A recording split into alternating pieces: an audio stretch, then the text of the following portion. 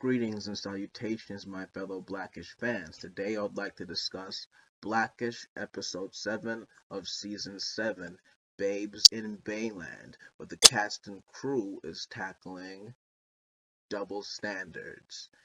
And just to set the pace, set the mood of what I feel about this episode, this scene right here kind of encapsulates where we're going with this episode. None of this would be a problem if there weren't men in the world. Hey! Yep. Okay, I mean, you're right, but I just had to say something. It's an unfair world.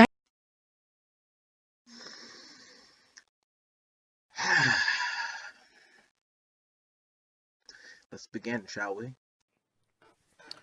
So essentially, this episode is focusing on Diane and Jack keeping secrets, primarily Diane.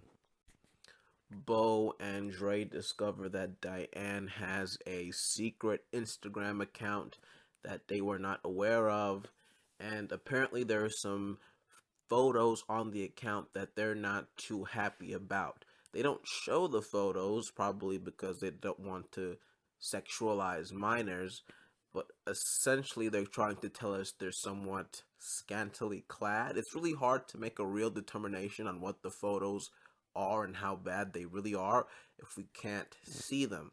But at some point, Diane just says she has lipstick on some of the photos, and she kind of like minimizes them. But since we don't have a frame of reference, it's hard for us to give a real honest gauge of what the parents are judging. Along with the secret Instagram account, Dre is also upset that Diane is borrowing a boy's jacket and that she's wearing a tank top to school. So he's mad about three different things at the same time, and in this episode basically just starts to lay it on Diane, calling her a well, you see it here for yourself. How? You pose like that online? Your cuteness brings the boys to the yard. A boy will think that you owe him for every little thing that he gives you. Not exactly the optimal, evolved way of handling such a situation, but you could argue that it is an honest representation about how, parents are not always equipped to solve every situation. The ones that they encounter with their children, or even the ones that they encounter within their own lives. This is a theme that is continued in plot B of this episode with Junior and Grandma. Plot B, we have Junior asking Grandma for advice with a certain situation going on in his love life.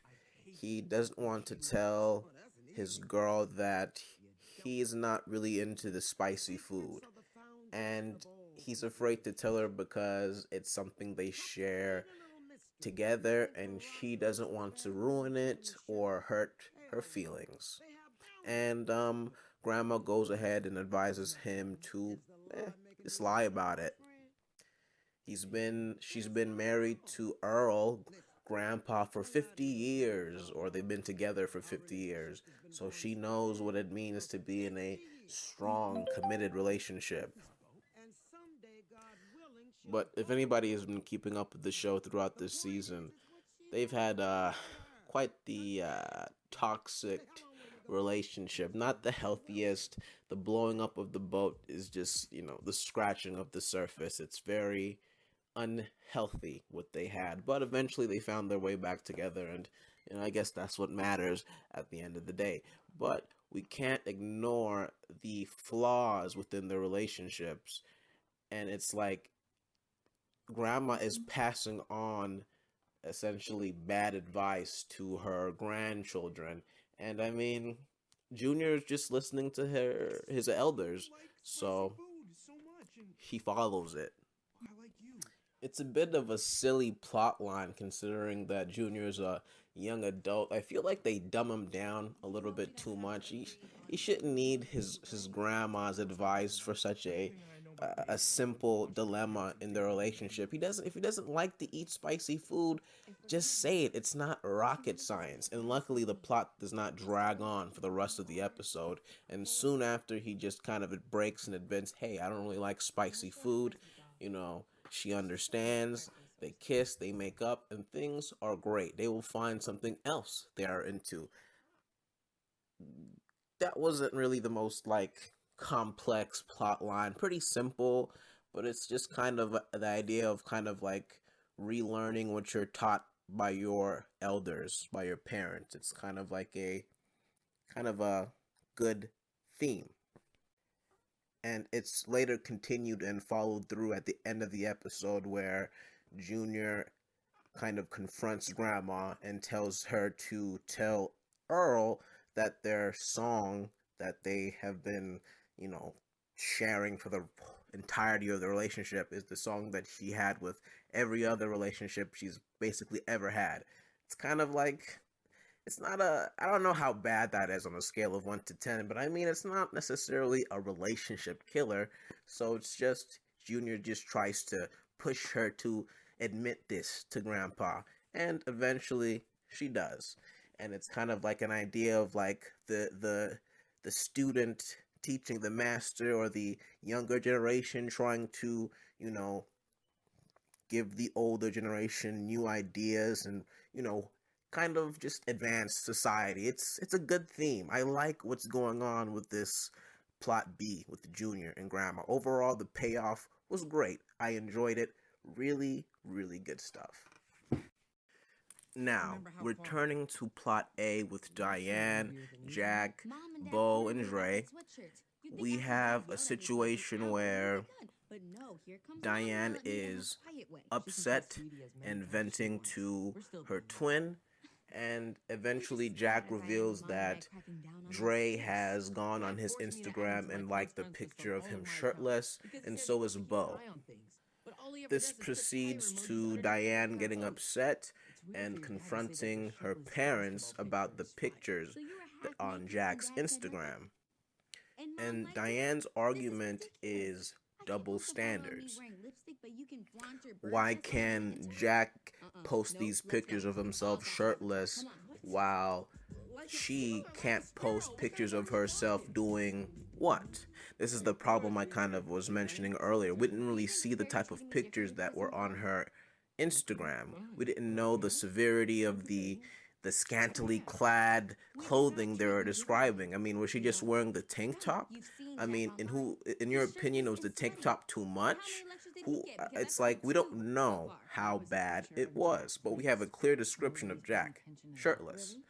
And I mean, Bo's excuse was, it was for sports. They kind of have really simple excuses that aren't very good for the level of intelligence these guys are supposed to be at. Bo's supposed to be a doctor, and her excuse for double standards from Diane is it was for sports. I mean, it's like, you can kind of come up with a little bit of a better excuse than that. I mean, I felt like they dumbed down her answer just to make Diane seem really like she's strong-arming them. But it's just like, if that's what they wanted to do, I feel like they could have stopped there, because the double standard thing was, I guess, good enough. Diane has made her point, and then Dre's like, oh, you can get somebody pregnant. Or, excuse me, you could get pregnant, as like Diane has no agency over her body, and maybe, the slow kid freaking Jack does. And it's like, she then kind of rats out Jack and says, well, Jack is making out with a girl, and this, that, and the third. And it's just like, Diane already kind of made her point, but the fact that she needed to kind of like further kind of expose Jack to a further degree was kind of unnecessary. She could have like posed the example without like throwing Jack under the bus. The thing about that is they could have had some interesting character friction between Jack and Diane, because Jack kind of just stumbles around like like a simpleton or something. In a couple of episodes last season, he had some type of bad streak and he was doing really shady stuff at school. But now he just like reverted back to like being the yes man for Diane, and it's just like, come on. Like, she ratted you out. Your twin sister ratted you out. In the end of the episode, they both get punished. I'll get to that in a second. So yeah, I wasn't a fan of this scene. They dumbed down the parents for the sake of Diane winning the argument, and Diane snitched on her twin brother, and her twin brother didn't really care, and there was no friction within the relationship. I mean, that was dirty. It wasn't it wasn't cool. But it's just two things I wasn't a fan of. And also, they're kind of upset about different things. It's like, are they upset about the clothing? Are they upset about the sweater? Are they upset about the online photos? Diane is upset about double standards, so she's upset about the photos. But I mean, what's the true thing that they're upset about? As we go to the climax, towards the climax, we kind of get to the conclusion of what the whole issue is. I will commend Bo and Dre for coming in and sort of apologizing about their lack of handling of the situation, about doing double standards. But it seems that their final agreement is that the world is full of double standards, so they have to raise their children in different ways. So it's like their answer is that there's going to be a nuanced way of raising the twins. They can't do one for one because gender is a real thing that affects them in the real world. That part is cool, understandable. But then, in an attempt to treat the twins equally, like Diane requested, they punish both of them for 2 weeks for two different things. So it's like equal punishment for two different offenses, and it's like one of the things weren't really even offenses, because it's like Jack was expressing his sexuality as a ninth grader, and the response is, hey, that's wrong, and we're going to punish you for that. There could have been a conversation. Hey, Jack, there's a time and a place. Don't do that at school. It's not okay. But no, punishment. 2 weeks. For instance, Kind of a bizarre message. Not very, you know. And then we have Diane. She also gets a 2-week punishment because she hid her Instagram account. But even in the beginning of the episode, Bo was talking about she could understand why Diane would do something like this. She had teenage development. I remember, Dre, when I was a teenage girl, I had two diaries where she hid things from her parents. So it's like Bo in the beginning is sympathizing with her daughter, but in the end she's like, you're wrong, you lied to us. 2 weeks. It's just like there's no consistency within like the character writing within this episode. It's just a little bit all over the place, and the response and the conclusion is a punishment. I don't know, guys. Maybe I'm just overanalyzing it. Maybe I'm just, looking way too into it. Maybe it's a realistic response because parents are flawed, and this show does show like a lot of like flawed characters and personality traits and things of that nature. But it's like they're like high-fiving each other in the end, like, yeah, we did it. We grounded them together. We gave them a punishment. But I'm just like, there should maybe have like a sense of doubt. Like, did we do the right thing? Should we have punished Jack like that? It's just like they're patting themselves on the back from something that's kind of problematic. Earlier in the episode, when Diane told them about Jack making out with somebody, they were literally giving each other a high five. Like, yeah, Jack, you did it. Oh my God. And by the end of the episode, it's punishment. talk about very confusing messages from your parents. Are you supposed to embrace your sexuality? Is it a thing to be proud of, or should I be ashamed of it? Yeah, I mean, come on. I mean, of course, some of it is getting played up for laughs, but it's just the conclusion wasn't that great. And the satisfaction from Dre and Bo was probably the thing that made me feel the most uncomfortable. But that's just my opinion. And oh my god, let's talk about that final scene with Earl and Ruby. It almost made up for the disaster of plot A. Plot B, we have Ruby telling Dre the truth after a little bit of a push from Junior, but Ruby admits to it, and then instead of Earl being upset, he blames himself.